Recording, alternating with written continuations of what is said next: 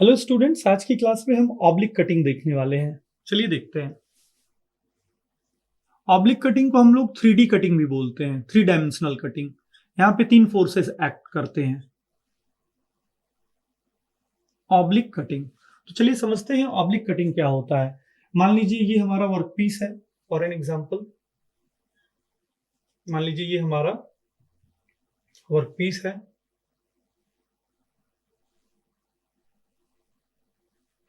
और ये हमारा टूल है।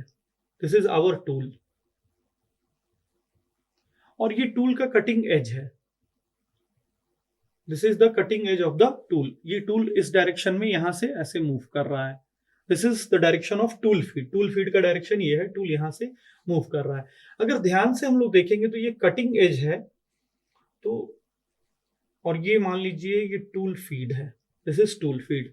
तो कटिंग एज ऐसे आएगा। कटिंग एज ये हो गया। कटिंग एज और टूल फीड के बीच में जो एंगल होता है ये एक्यूट एंगल बनता है। एक्यूट एंगल ये 90 डिग्री से ज्यादा नहीं होता है। ऑर्थोगोनल में हम लोग कटिंग एज और टूल फीड के बीच में 90 डिग्री का एंगल देख रहे थे, लेकिन यहाँ पे कटिंग एज और टूल फीड के बीच में एक्यूट एंगल बनता है। इस प्रकार की कोई भी कटिंग होती है उसे हम लोग ऑब्लिक कटिंग बोलते हैं। अब एक्चुअल अगर हम लोग वर्कपीस में अगर देखें इसका डायमेंशनिंग और एंगल्स, तो वो इस प्रकार से हम देख पाएंगे। ये हमारा वर्कपीस है। दिस इज आवर वर्कपीस और ये हमारा कटिंग टूल है।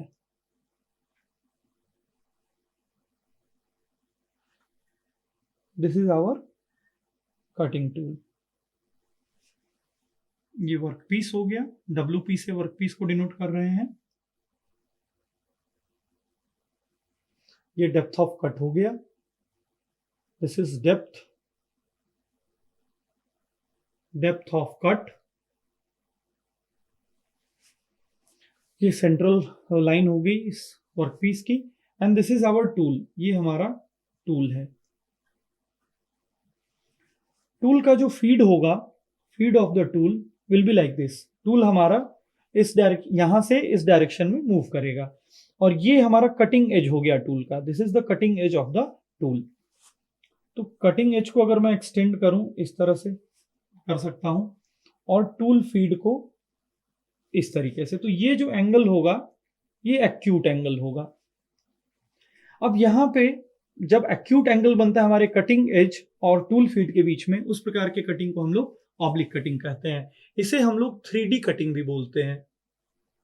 3D कटिंग, 3D कटिंग का मतलब होता है three dimensional cutting.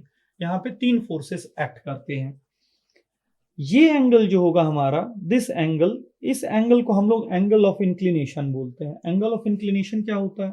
Angle of inclination cutting edge और टूल फीड के अलोंग परपेंडिकुलर जो ड्रॉ किया जाता है उसके बीच के एंगल को बोलते हैं। यानी टूल फीड के नॉर्मल में हमने एक लाइन कट की, यानी दैट लाइन, ये लाइन हो गई वर्टिकल लाइन हमारी, और कटिंग एज के बीच वाले एंगल को हम लोग इंक्लिनेशन एंगल बोलते हैं। इस एज को हम लोग कटिंग एज बोलते हैं। Cutting edge, this is known as cutting edge. ये हमारा टूल हो गया और ये डायरेक्शन हमारे फीड की हो गई। This is the direction of the feed और ये हमारा वर्कपीस हो गया। अब चलिए इंपॉर्टेंट पॉइंट्स इसमें हम लोग देख लेते हैं। तो जो सबसे पहला इंपॉर्टेंट पॉइंट रहेगा वो ये रहेगा कि जो हमारा कटिंग एज होता है टूल का और टूल फीड, इन दोनों के बीच में जो एंगल बनता है वो एक्यूट एंगल बनता है, जिसके कारण से हम इसे ऑब्लिक कटिंग कहते हैं।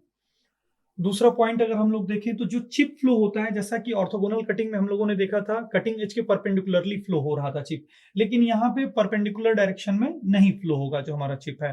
तो चिप एक पर्टिकुलर एंगल पे फ्लो होगा, लेकिन वो एंगल राइट एंगल नहीं होगा, 90 डिग्री नहीं होगा वो एंगल। दूसरा पॉइंट।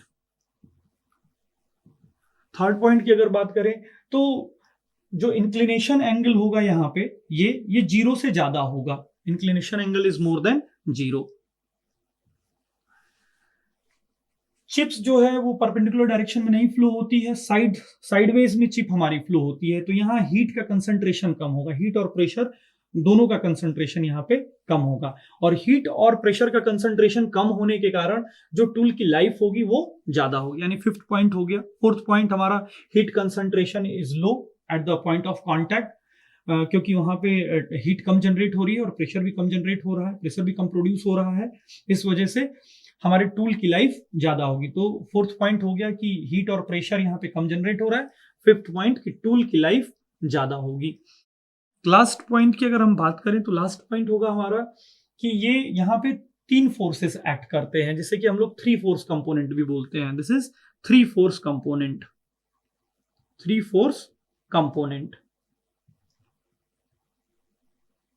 Three force component. अब कौन कौन से ऑपरेशंस ऑब्लिक कटिंग या 3D कटिंग में किए जाते हैं? तो नॉर्मली ऑपरेशंस की अगर हम बात करें, ऑपरेशंस की, तो हमारा टर्निंग होता है। यहाँ लेथ मशीन पे नॉर्मली हम लोग टर्निंग ऑपरेशन परफॉर्म करते हैं, जिसकी मदद से डाया को रिड्यूस किया जाता है किसी भी वर्क पीस के। टर्निंग के साथ साथ मिलिंग, मिलिंग के साथ साथ ड्रिलिंग। तो ये सारे जो ऑपरेशंस हैं ये ऑब्लिक कटिंग के अंतर्गत आते हैं। ग्राइंडिंग भी आता है।